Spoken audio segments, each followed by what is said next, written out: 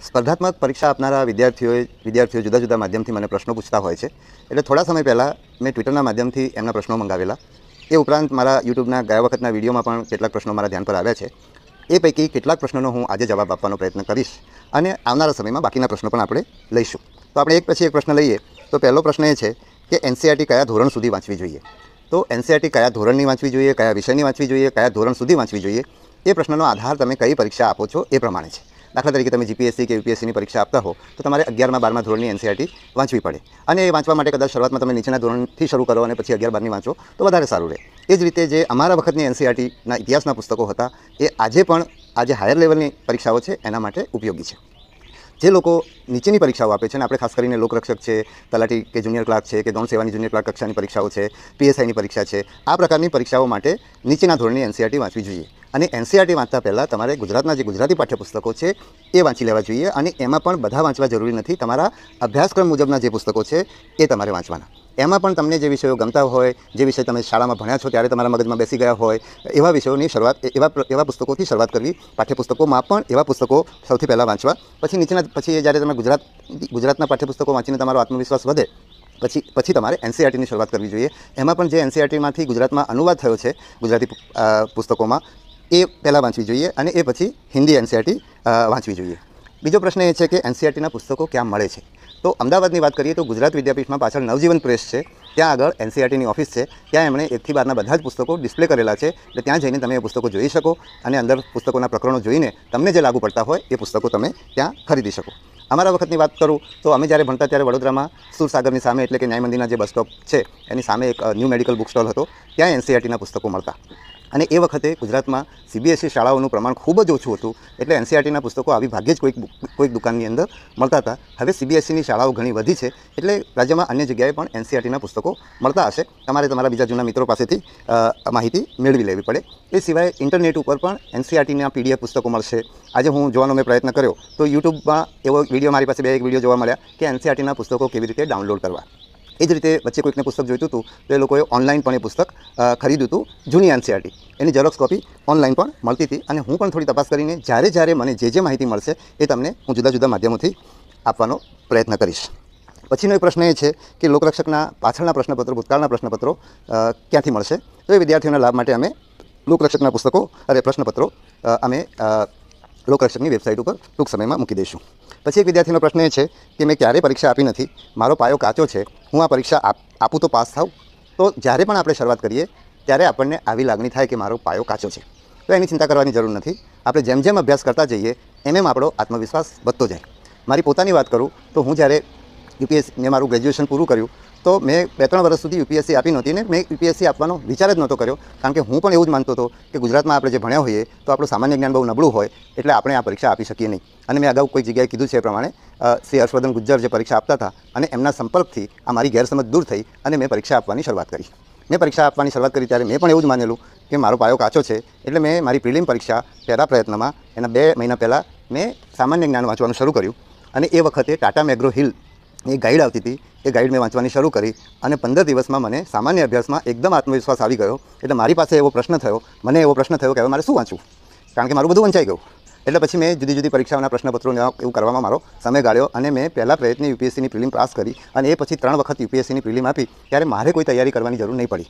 એનો અર્થ એવો નથી કે આજે એ રીતે યુપીએસસીની તૈયારી થાય. સમય બદલાયો છે, સ્પર્ધા વધી છે, અત્યારે ઘણું બધું સાહિત્ય ઇન્ટરનેટ ઉપર ઉપલબ્ધ છે. એટલે અત્યારે વધારે ને વધારે પરીક્ષાની અંદર સરપ્રાઇઝનું તત્વ વધ્યું છે. એટલે આજે એ રીતે તૈયારી ના થાય. પણ મારે આ કહેવાનો મતલબ એ છે કે તમને પાયો કાચો છે એવી લાગણી હોય, તમારું સામાન્ય જ્ઞાન ખરેખર નબળું હોય તો ચિંતા કરવાની જરૂર નથી, મહેનત કરવાની જરૂર છે. અને જેમ તમે મહેનત કરતા જશો એમ તમારો આત્મવિશ્વાસ વધતો જશે. બીજું, પાયો કાચો છે એમ ગણીને તમારે નબળી તૈયારી નહીં કરવાની. મેં એવા વિદ્યાર્થીઓ જોયા છે કે જે લોકો એવી વાત કરતા હોય કે હું આ વર્ષે કોઈ પણ પરીક્ષા, એ લોકરક્ષકની હોય કે પીએસઆઈની હોય કે જીપીએસસીની હોય, હું આ વર્ષે પરીક્ષા નહીં આપું, એક વખતે હું મારો પાયો મજબૂત કરીશ અને પછી હું પરીક્ષા આપીશ. તો એવા વિદ્યાર્થીઓને મારે એમ કહેવું છે કે જ્યાં પ્રયત્નોની મર્યાદા હોય, દાખલા તરીકે યુપીએસસીમાં તમે જનરલ કેટેગરીમાં 6 પ્રયત્નો જ આપી શકો, ત્યાં તમે આવું કરો તો બરાબર છે કે હું પહેલા પ્રયત્નમાં વગર તૈયારીએ પ્રયત્ન આપું અને એ પ્રયત્ન મારો વેડફાય અને ભવિષ્યમાં મારા 5 જ પ્રયત્ન બાકી રહે, તો ત્યાં તમે આવું કરો તો બરાબર છે. પણ જ્યાં પ્રયત્નોની આવી કોઈ મર્યાદા નથી ત્યાં તમારે વહેલામાં વહેલી તકે પરીક્ષાની તૈયારી કરવાની શરૂ કરીને પહેલો પ્રયત્ન આપવો જોઈએ. જેમ તમે પ્રયત્ન આપશો એમ તમારો ઉત્સાહ વધશે, આત્મવિશ્વાસ વધશે, તમે પરીક્ષા સમજી શકશો. તમે પરીક્ષા આપ્યા સિવાય આ વખતે હું નથી આપવાનો, પણ હું પાયો પાકો કરવા માટે ભણવાનું શરૂ કરી દઉં અને પછી આવતા વર્ષ આવશે પરીક્ષા ત્યારે આવતી જાહેરાતમાં હું આપીશ, એવું કરશો તો શરૂઆતના સમયમાં તમારી તૈયારી બરાબર નહીં થાય. જ્યારે પરીક્ષા સામે હશે ત્યારે તમે એની બરાબર તૈયારી કરી શકશો. એટલે આવું માનીને તમારે તૈયારી નહીં કરવી એવું નહીં કરવું.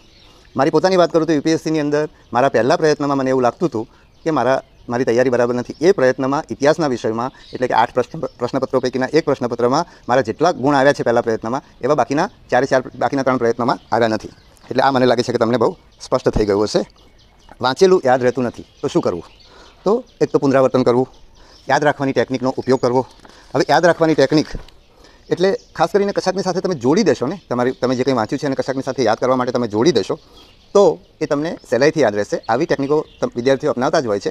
એમાં તમારી પોતાની ટેકનિક તમે ડેવલપ કરી શકો. હવે આ પ્રશ્ન મેં વાંચ્યો કે વાંચેલું યાદ રહેતું નથી, એની જગ્યાએ મેં પછી પાછળથી પ્રશ્ન ફરી વાર વાંચ્યો તો મને એ ખબર, એટલે એનો મેં અત્યારે તમને જવાબ આપ્યો.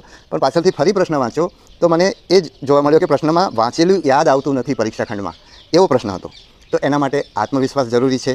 બીજું, આગળ કીધું એ પ્રમાણે પુનરાવર્તન જરૂરી છે. ત્રીજું, પાછળના વર્ષોના પ્રશ્નપત્રો કરવા જરૂરી છે, અથવા તો પ્રેક્ટિસ પ્રશ્નપત્રો કરવા જરૂરી છે. કારણ કે દાખલા તરીકે તમે ઇતિહાસનો વિષય વાંચ્યો તો તમે વાંચો ત્યારે બહુ સરસ લાગશે, ઘણું બધું સમજાઈ જશે, તમને એમ લાગશે કે મને યાદ પણ રહી ગયું છે. પણ એ યાદ રાખવા માટે તમે જ્યારે પ્રશ્નપત્ર કરશો ત્યારે તમને દેખાશે કે ના, આ તો આવું કંઈક હતું, પણ એક્ઝેક્ટ શું હતું, શું માહિતી હતી એ તમને નહીં ખબર પડે. એટલે જ્યારે તમે એક પ્રશ્નનો જવાબ કરશો ત્યારે તમે ચોપડીમાં પાછા જઈને સ્પષ્ટતા કરશો કે આ 2 પૈકીનું આ એક હતું. તો એનાથી શું થશે કે તમારી માહિતી ચોખ્ખી થતી જશે. આવું કંઈક હતું એની જગ્યાએ આ જ હતું એ સ્તરે તમે પહોંચતા જશો. એટલે તમે વાંચો એની પાછળ તમારે પ્રશ્નપત્રો પણ, પ્રેક્ટિસ પ્રશ્નપત્રો પણ જુદી જુદી પરીક્ષાના કરશો તો તમને વાંચેલું યાદ રાખવામાં ઉપયોગી થશે. બીજું, તમે એવું માનશો કે મને પરીક્ષા ખંડમાં યાદ આવતું નથી તો એ માન્યતા પણ તમને યાદ આવવામાં નડતરરૂપ થશે. સામાન્ય રીતે મારો અનુભવ એ છે કે આપણે વાંચીએ ત્યારે ખૂબ બધું વાંચ્યું હોય એટલે પરીક્ષા પહેલાં આપણને હંમેશા એવી ચિંતા થતી હોય છે કે પરીક્ષામાં મને યાદ નહીં આવે. પણ જ્યારે આપણે પરીક્ષા ખંડમાં જઈએ છીએ અને પરીક્ષા આપણી સામે, પ્રશ્નપત્ર આપણી સામે આવે છે ત્યારે હવે તમારે પેલો આખો દરિયો નથી તમારી સામે, હવે બહુ મર્યાદિત વસ્તુ છે. એટલે તમને એ યાદ આવવામાં મુશ્કેલી ઓછી પડે છે. ખાલી તમારે માન્યતા તમને ના નડે તો તમને જલ્દીથી યાદ આવે છે. બીજું, તમારી પાસે મોટાભાગના આપણી પરીક્ષાઓ છે MCQ પ્રકારની છે, હેતુલક્ષી પ્રકારની છે. એટલે એની અંદર તમારી પાસે 4 વિકલ્પો છે. એટલે તમે એલિમિનેશનથી પણ, એટલે કે આ 4 પૈકી આ 2 વસ્તુ નથી એમ કરીને તમારા ઘણા બધા જવાબો થઈ જશે. એટલે તમારે એવી માન્યતા રાખવાની નથી. અને એ માન્યતા તમારી દૂર થાય એના માટે તમે પ્રેક્ટિસ પ્રશ્નપત્ર કરશો તો તમને ખૂબ બધું ફાયદો થશે. બીજો એક પ્રશ્ન હતો કે શું વાંચવું તેનો ખ્યાલ આવતો નથી. તો એમાં પાછળના વર્ષોના પ્રશ્નપત્રો જે લોકોએ આ પરીક્ષા પાસ કરી છે એવા લોકોને પૂછીને આપણે શું વાંચવું એ નક્કી કરીએ. આપણા મિત્રો શું વાંચે છે, એમણે જે વાંચ્યું છે એ પરીક્ષા સાથે બંધ બેસતું છે. કારણ કે કોઈકને કોઈક પુસ્તક જડી જશે, કોઈકને કોઈક સાહિત્ય જડી જશે, જે સાહિત્ય જડી ગયું હશે, જે સાહિત્ય તમારા માટે ઉપયોગી થઈ શકે. પછી એક પૂછ્યું છે કે રિવિઝન કેવી રીતે કરવું, પુનરાવર્તનની નવી પદ્ધતિ જણાવશો અને જે વાંચીએ તે કેટલા સમયમાં ફરી વાંચો. આ પણ વિદ્યાર્થીએ બદલાતું હોય છે. પણ તમે ધારો કે ઇતિહાસનું કે ભૂગોળનું કે વિજ્ઞાનનું એક પુસ્તક આજે વાંચ્યું અને પછી 3 મહિના સુધી તમે એને ના વાંચો તો તમે ફરી વાંચવા બેસો ત્યારે તમારું વાંચેલું ભૂલાઈ જાય. એટલા માટે તમારે શરૂઆતના સમયમાં, નજીકના વખતમાં, એટલે બહુ ઓછા સમયે પુનરાવર્તન કરવું પડે. દાખલા તરીકે 3-4 અઠવાડિયા પછી તમે પુનરાવર્તન કરી લો તો તમને યાદ રહેશે. પછી તમે પ્રશ્નપત્ર કરો, એનાથી તમારું યાદ રાખવાનું પ્રમાણ વધશે. પછી તમે જ્યારે વાંચો છો ત્યારે અંડરલાઇન કરવાનું. તો અંડરલાઇન કરતાં પહેલાં તમારે કેવા પ્રકારનું પૂછાય છે નક્કી કરવા માટે જૂના મિત્રોને પૂછવાનું થાય, જૂના પ્રશ્નપત્રો જોવાના થાય. એટલે તમે જ્યારે વાંચવા બેસો ત્યારે તમે કામની જ વસ્તુ અંડરલાઇન કરો. મેં અગાઉ કહ્યું એમ પ્રમાણે પહેલી વાર વાંચો ત્યારે પેન્સિલથી અંડરલાઇન કરો. પછી જેમ જેમ તમને પરીક્ષાને તમારું સાહિત્ય સમજાતું થાય એટલે પછી તમારે પેનથી અંડરલાઇન કરવાની, અને પહેલી વાર તમે વધારે અંડરલાઇન કર્યું હોય હવે તમે એનું ઓછું કરશો, એ રીતે તમે એ કરશો. બીજું, તમારે નોટ્સ બનાવવાની. નોટ્સ બનાવવાથી તમારું સાહિત્ય કન્સાઇઝ થશે, નાનું થશે. એટલે તમારા માટે યાદ રાખવું સહેલું પડશે અને ભવિષ્યમાં પુનરાવર્તન કરવું પણ સહેલું પડશે. પછી તમે વાંચો ત્યારે સામે કોઈને રાખીને વાંચો, એટલે કે ચર્ચા કરીને વાંચો તો પણ તમને યાદ રહેશે. એટલે એ પણ એક પુનરાવર્તનની તમારી સારી પદ્ધતિ છે. પછી અમુક વિષયો એવા હશે કે જેમાં તમને રસ પડે છે તો એ તમારા માટે એમાં કદાચ ઓછા પુનરાવર્તનની જરૂર પડે, બરાબર છે. પછી એવું પણ તમે કરી શકો કે તમે મિત્રો સાથે વાંચતા હો તો એક વિષય તમને આવડે છે એ તમે પુનરાવર્તન વખતે સામેવાળા તમારા મિત્રને સંભળાવી દો. એને જે વિષય ફાવે છે એ વિષય એ તમને સંભળાવી દે.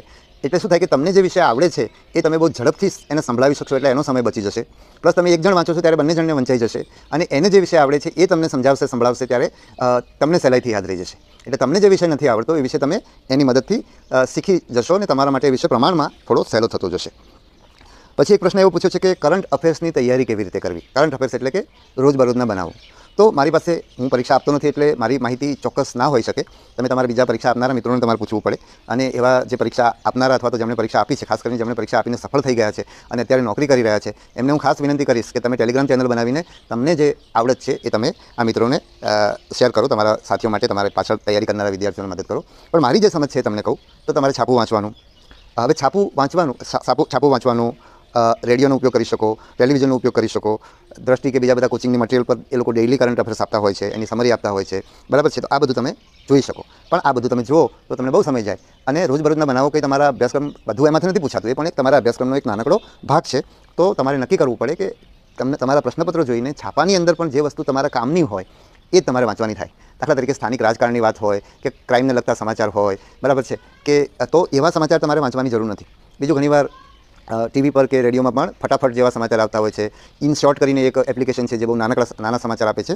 તો એવું તમારે એની અંદરથી જોવું પડે અને એમાંથી તમારે નોટ્સ બનાવવી પડે.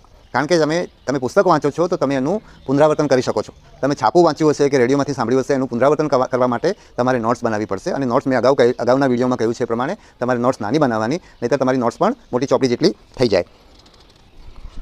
પછી આ બધું જે તમે નોટ્સ બનાવો એ કદાચ તમને પૂછાય એવું જરૂરી નથી, પણ ઘણીવાર એવું થાય કે બીજું કંઈ પૂછાયું હોય અને તમને આ યાદ હોય, એના આધારે તમે આ જવાબ, અમુક વિકલ્પો તમારા જવાબમાં નથી આવતા, આ વિકલ્પો ખોટા જ છે એમ કરીને તમે એને કાઢી શકશો. પછી પોલીસમાં નોકરી કરતાં કેવી રીતે તૈયારી કરવી. તો હમણાં મને 2 પોલીસના કર્મચારીઓ મળી ગયા. તો એમણે મને આ પ્રશ્ન પૂછ્યો. તો પોલીસમાં કે ક્યાંય પણ તમે નોકરી કરતા હો તો ઘણીવાર તમારી પાસે એવો સમય હોય છે કે જ્યારે તમે વાંચી શકો. દાખલા તરીકે તમે કોઈકની રાહ જોતા હો, કોઈ મિટિંગમાં બેઠા હો અને મિટિંગની શરૂઆત મોડી થાય, કોઈ જગ્યાએ તમે નોકરી એવી જગ્યાએ કરો છો કે ત્યાં તમારે વહેલા સમયસર પહોંચવું પડે એમ છે, પછી ત્યાં એ કામ હજુ શરૂ નથી થતું, તો એ વખતે તમે વાંચી શકો. એટલે તમારે હંમેશા તમારી પાસે ચોપડી રાખવી.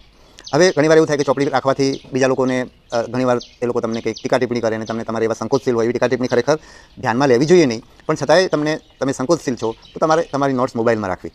આમ પણ મોબાઈલમાં નોટ્સ રાખવાનો એક ફાયદો એ છે કે તમે ક્યાંય પણ, દાખલા તરીકે તમે ક્યાંય કોઈકના ત્યાં મહેમાન તરીકે ગયા છો અને ત્યાં તમને છાપું હાથમાં આવી ગયું અને તમારા અભ્યાસક્રમને, તમારી પરીક્ષા માટે ઉપયોગી 2 વસ્તુ તમારે ધ્યાન પર આવી, તો એ વખતે તમારી પાસે મોબાઈલ હશે એટલે તમે તરત જ મોબાઈલમાં નોંધી લેશો. એ જ રીતે તમે ક્યાંય પણ નવરા પડો તો તમારી પાસે મોબાઈલ હોય એટલે તમે એમાંથી વાંચી શકો. એટલે મોબાઈલમાં નોટ બનાવવી તમારા માટે સહેલી પડે. અને એના માટે હવે આજકાલ તો મોબાઈલમાં બોલીને ટાઈપ કરવાનું વ્યવસ્થા હોય છે, એટલે તમે ફટાફટ ક્યાંય પણ કંઈ પણ વાંચો તો ફટાફટ બોલીને તમારી મોબાઈલની અંદર નોટ્સ બનાવી શકો. બીજું, આ 2 મિત્રો મળ્યા તો મેં એમને પૂછ્યું કે તમે શું વાંચ્યું હતું. કારણ કે મારે એ જાણવું છે કે મને એમણે કીધું કે એક એમાંથી જુનાગઢ જિલ્લાના હતા, એક પાટણ જિલ્લાના હતા.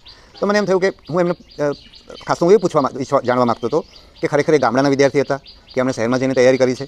કારણ કે હું એ જાણવા માગું છું કે શહેરના વિદ્યાર્થી પાસે માહિતી હોય અને ગામડાના વિદ્યાર્થી પાસે માહિતી ના હોય, પુસ્તકો ના હોય, એના કારણે ગામડાનો વિદ્યાર્થી પાછળ ના રહી જાય. એટલે સૌથી પહેલાં તો મેં એ પૂછ્યું તો મને ખબર પડી કે એમણે ગામમાં રહીને ખેતી કરતાં એમણે તૈયારી કરી હતી. તો અને શું વાંચ્યું તો એમ કહ્યું તો એમણે GCRT અને NCERTના પુસ્તકો વાંચ્યા તેવું મને કીધું. એટલે મેં એમને એમ કીધું કે તમે મને રાજી કરવા માટે નહીં કહેતા કે ભાઈ હું કહું છું કે આ વાંચવું જોઈએ એટલે તમે આ વાંચ્યું તો સાહેબને બહુ સારું લાગશે, એવું માટે તમે નહીં કહો મને. મારે તો જાણવું છે કે વિદ્યાર્થીઓ ખરેખર શું વાંચીને તૈયારી કરે છે અને સફળ થાય છે, તો બીજા વિદ્યાર્થીઓને પણ હું કહી શકું ને એનો એમને લાભ મળે. અને બીજું, અમે જે પરીક્ષા લઈએ છીએ એમાં પાઠ્યપુસ્તકો વાંચીને લોકો પાસ થાય એવો અમારો પ્રયત્ન રહે છે. અને પાઠ્યપુસ્તકોને પાયામાં રાખીને અમે પ્રશ્નપત્રો તૈયાર કરતા હોઈએ છીએ. અગાઉ પણ મેં કીધું, તેનો અર્થ એવો નથી કે બધું પાઠ્યપુસ્તકમાંથી જ પૂછતા હોઈએ છીએ અને બધું પાઠ્યપુસ્તકમાંથી જ પૂછાય અથવા પૂછવું જોઈએ એવું નથી કહેતો. પણ પાઠ્યપુસ્તકો વાંચનારને જ્ઞાનનો જે પાયો બન્યો છે એ પાયો પરીક્ષામાં પાસ થવામાં મદદરૂપ થાય છે કે નહીં હું જાણવા માગતો હતો. એટલે એમણે મને એમ કહ્યું કે અમે આ પાઠ્યપુસ્તકો જ વાંચ્યા હતા. હવે કોઈકની કોમેન્ટ એવી છે કે કોચિંગ વિના પાસ ન થવાય. તો કોચિંગ વિના પાસ થવાય કે ના થવાય એનો નિર્ણય તમારે કરવાનો છે. પરીક્ષા લેનાર બોર્ડ તરીકે અમારો પ્રયત્ન હંમેશા એ રહે છે કે કોચિંગવાળાને લાભ ના થાય. અને હું એવું માનું છું સ્પષ્ટપણે કે અમે અત્યાર સુધી જે 3 પરીક્ષાઓ લીધી છે એ પરીક્ષાઓમાં કોચિંગવાળાને લાભ ના થાય અને બધા જ લોકો સરખા રહે. જે કોચિંગ નથી કરી શકતા પોતાના સંજોગોના કારણે, પોતાની આર્થિક પરિસ્થિતિના કારણે, તો એ લોકો પણ પરીક્ષા સમાન સ્તર ઉપર રહીને આપી શકે એવો અમે પ્રયત્ન કર્યો છે અને મને એમ લાગે છે કે સફળતાપૂર્વક કર્યો છે. એટલે કોચિંગ કરવું કે ન કરવું એ તમારો વિષય છે, પણ અમારો પ્રયત્ન રહેશે કે કોચિંગવાળાને કોઈ વધારાનો લાભ ન થાય. શું વાંચવું એમાં મારી ઈચ્છા છે કે મને જે પણ કામની વસ્તુઓ લાગે સ્પર્ધાત્મક પરીક્ષા માટે ક્યાંય પણ મારા જોવામાં આવે તો હું કોઈને કોઈ માધ્યમથી તમને આપવાનો પ્રયત્ન કરીશ. અને એક હજુ બીજા ઘણા બધા પ્રશ્નો છે, પણ હું જ્યાં સુધી પહોંચ્યો છું એમાં એક પ્રશ્ન કોઈએ મને GPSCને લગતો પૂછ્યો કે GPSCની પરીક્ષાની અંદર જે નિબંધલક્ષી પ્રકારની પરીક્ષા છે એની અંદર ચર્ચાપત્ર અને અહેવાલ લેખન કેવી રીતે કરવું. તો એનો મને એમ થયું કે આવતીકાલથી GPSCની પરીક્ષા થાય છે તો હું આ પ્રશ્નનો જવાબ એક GPSCની પરીક્ષા માટેના વિડીયોમાં અલગથી આપું. અને મને GPSCની પરીક્ષા વિશે જે થોડી ઘણી ખ્યાલ છે એની થોડાક સૂચનો પણ હું એમને એક નાનકડા વિડીયોમાં કરું, કારણ કે આવતીકાલે પરીક્ષા છે તો એ લોકો પાસે ઘણો સમય ના હોય. એટલે આપણે આજે જેટલા પ્રશ્નો લઈ શકાયા છે બધી પરીક્ષાઓ માટેના ભેગા એ આજે હું પૂરું કરું છું. અને હવે થોડા સમય પછી જેમ જેમ મને સમય મળતો જશે એમ હું તમને વધારે માહિતી આપતો જઈશ. તમને સૌને ખૂબ ખૂબ શુભેચ્છાઓ.